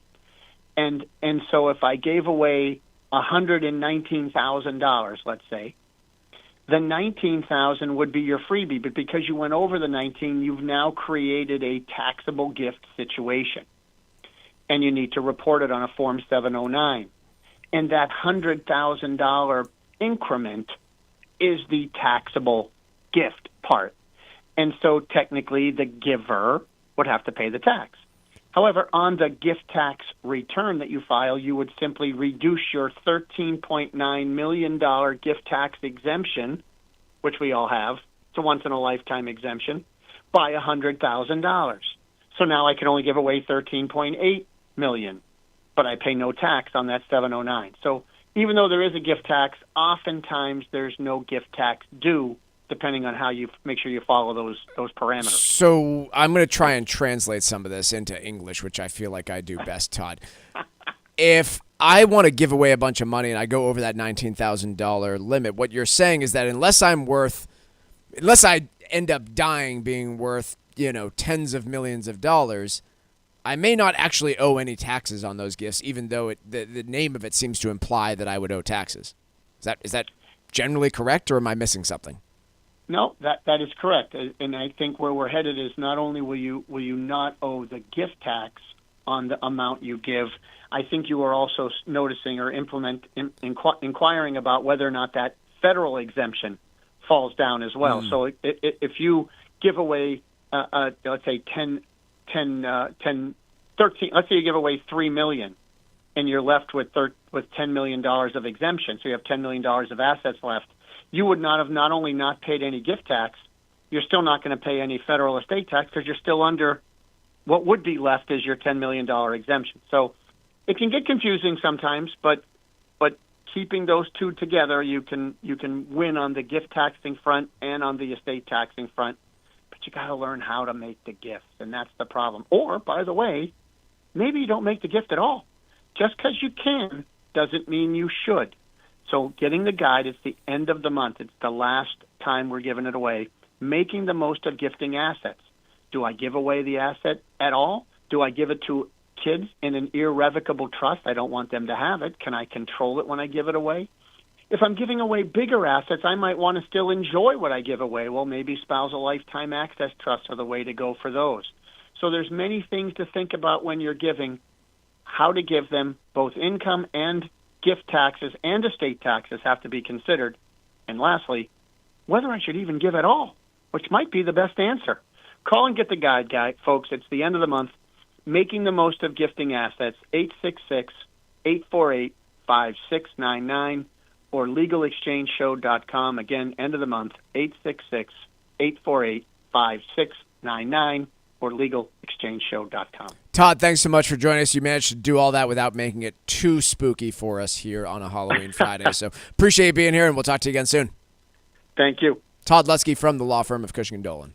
The proceeding was paid for and the views expressed are solely those of Cushing & Dolan. Cushing & Dolan and or Armstrong Advisory may contact you offering legal or investment services. Cushing & Armstrong do not endorse each other and are not affiliated. Todd didn't make it that spooky, did he? No, it's usually some scary stuff, and I didn't once get afraid of what he had to say. Do you know why the zombie sued his employer? He wanted to get out of his dead-end job. It's all I don't know. Yeah. It's fine. Yeah. Thank you. Cities across the U.S. are putting robots to work. Finally. So, okay. I mean, I'm not all that impressed, to be quite honest. No, the stuff that the they're Kansas talking City about firefighting robot actually kind of looks cool. It looks like a Batmobile hooked up to a couple hoses. So there are some places where I think this stuff can be useful. And, this is one of them where it's like, hey, if you've got, a dangerous fire that you don't want to put firefighters' lives at risk, in, but you still want to try to do more than you can otherwise, stuff like this is really interesting to me, and also is probably going to, be controlled by a firefighter who's trained in, what to do, and so it's something where you're not talking about losing jobs, but just, hey, instead of that firefighter needing to, get as close as he may have previously gotten to said fire or dangerous building, they can maintain more distance and the job becomes less dangerous. Sure. This is great. When you have, stuff, some of the other stuff that's being talked about in here where, okay, are robots that are measuring the angle of curb ramps to help, determine where you need to make changes so that they're up to, city code. I don't really know that that's useful because, again, in this case, you have someone who's controlling them. They're not doing it autonomously, and so it's just, well, why can't that person be out there with a level, getting the angle of the ramps and measuring it. Yeah, sometimes it feels like we roll out solutions to problems when, you know, it would work just as well in this case? A really easy-to-use app that the city rolls out where people can report this stuff to the city. Sure. Like, hey, I'm in a wheelchair, and this curb does not allow me to get on top of it. You're going to report that to the town, and they can go figure that out on their own. They don't need a $75,000 robot to figure that out. Now, would be my guess. What I will say...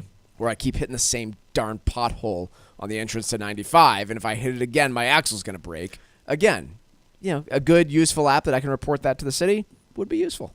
What I will say, the place that I think markets are still underpricing is humanoid robots becoming more useful and more normal over the next 5 to 6 years.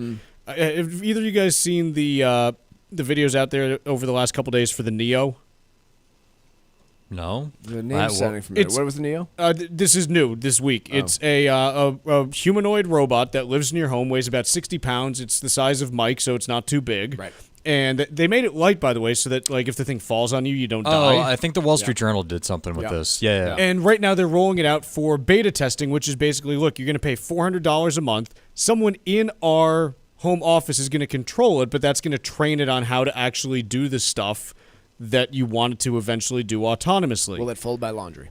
Yes, not particularly well right now. Okay.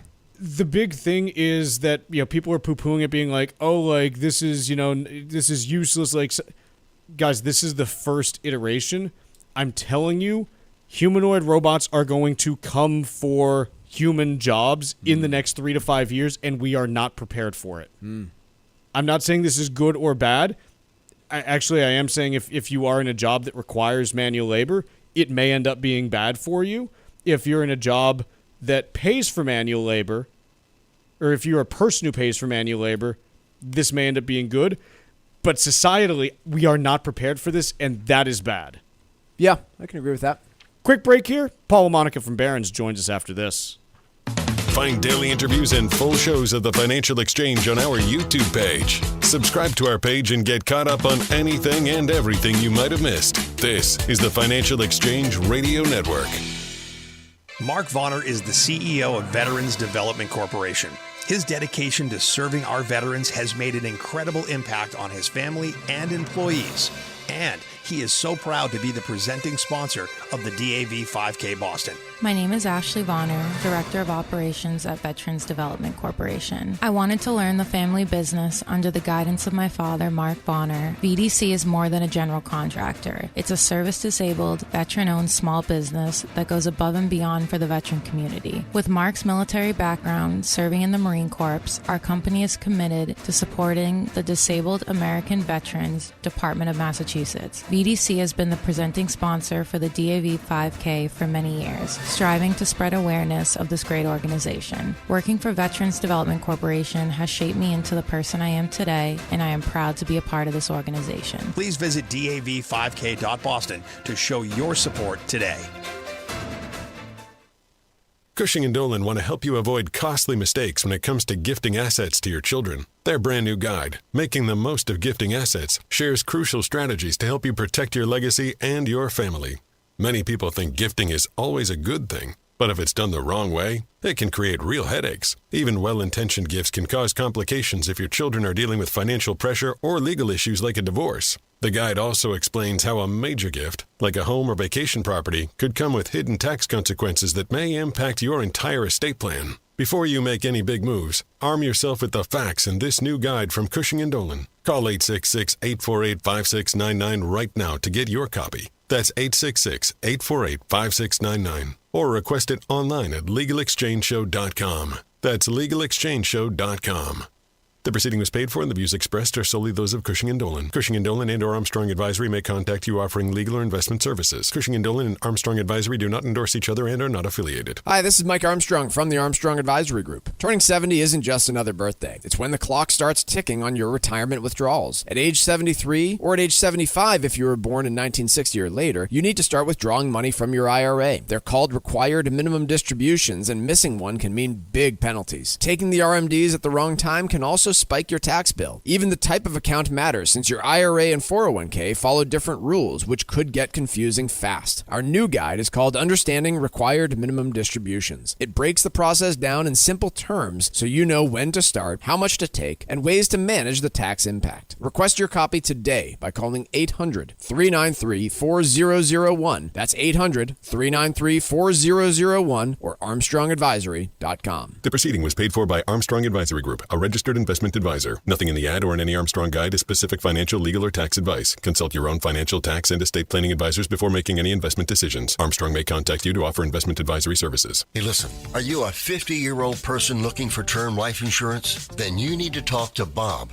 Bob specializes in helping people find $1 million or more of term life insurance for a couple of $100 a month. Look, you need to know there's a price war in the term life insurance business, and you may be paying too much. Call Bob, and he'll shop and see how much money he can save you. Look, this could be the last term life insurance policy you ever have. Your rates are guaranteed for the next 20 years. That's right, guaranteed level rates for the next 20 years. And if you're a smoker or your health is not perfect, Bob has great rates for you too. So for $1 million of term life insurance coverage for a couple of $100 a month, call Bob right now. 800-965-7987. 800-965-7987. 800-965-7987. That's 800-965-7987. Paid for by Term Direct.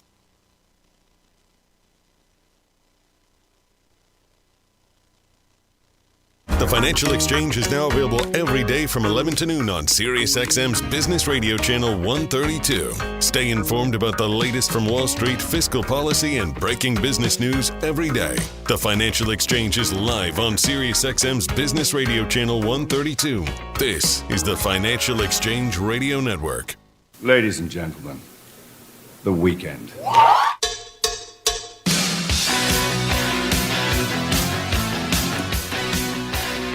As promised, joining us now is Paul LaMonica from Barron's, just as he does every single Friday. Mr. LaMonica, how are you doing?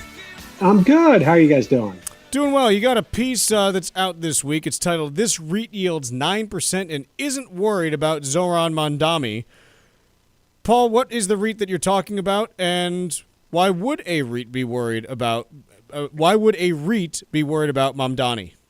Yeah, no, it's a great question. So the REIT is Rithm Capital, which, again, as we point out in the headline, pays a dividend more than 9%.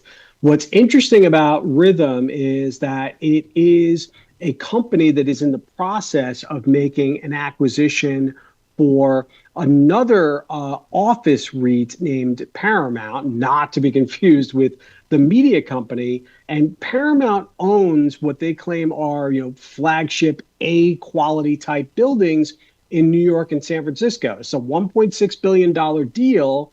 And the bet is that despite the fact that I'm sitting at home right now doing this interview while working, a lot of people in New York and San Francisco, particularly in the financial services and tech communities, are being pushed to go back to the office 5 days a week. So Rithm Capital is making this bet with Paramount Group that, they will benefit from potentially higher rents and higher occupancies.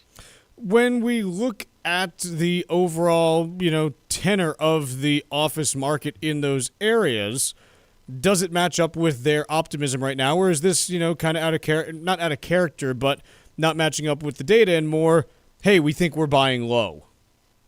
Well, it's a combination of both. I spoke to the CEO of Rithm, and he thinks that they are buying low, but he is optimistic that you are going to see more and more people in New York and San Francisco in particular return to the office. And then that headline about Mamdani, why he's not worried, even though there are some people in the financial services community who've been expressing concerns about the proposed policies of Mamdani, who, seems likely to be elected the next mayor of New York and does lean socialist, that, that will be maybe a bigger issue for apartment owners, multifamily, companies that could get hit by rent stabilization. this person, the CEO of Rithm, he doesn't think that companies are going to suddenly flee New York City because of Mamdani. And if anything, you're going to see big banks like JP Morgan Chase, despite some backlash, push workers to come back to the office more often. And that, again, should boost occupancies, demand, and eventually rental rates. When we talk about REITs, two potential crosswinds that can move things around are, hey, what are we seeing in the general economy and what's happening with interest rates? How do those ideas factor into this plan? Yeah, no, it's a great question. The economy aspect, it's definitely a bit murkier, even though the labor market is showing some softness. We seem to be stuck in this.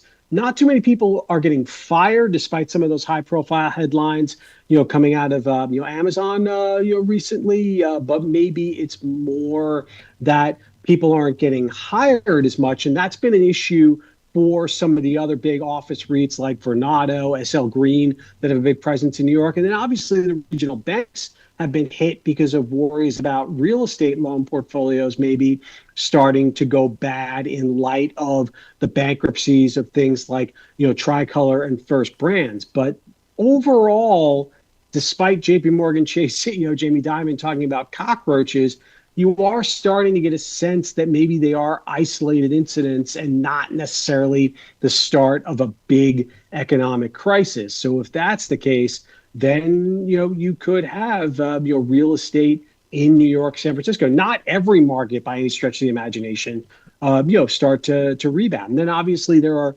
other areas, particularly in the Sun Belt. You think of Nashville and you think of, Phoenix and other places in warmer climates. They're really still doing well. This company doesn't have a presence there, but wouldn't shock me if they started to look at those types of markets as well. Very good. Paul, appreciate the time today. Hope you have a great weekend, and we'll catch up with you soon. Thanks a lot. Have a good one, guys. That is Paul LaMonica from Barron's. Mike, what else do we want to get to? Listener email. Tom sent in an email from Ludlow. Just listening to the segment on youth sports, couldn't agree more. My son was a Super 7, 2 times volleyball, Hall of Fame All-Star middle hitter. He was also an Eagle Scout, and guess which one served him more as an electrical engineer? He goes on, but the answer is the Eagle Scouting, and he kind of talks about in his email, every year more and more kids dropping out of scouting in favor because, frankly, the sporting schedules don't allow for it, and it's an interesting point.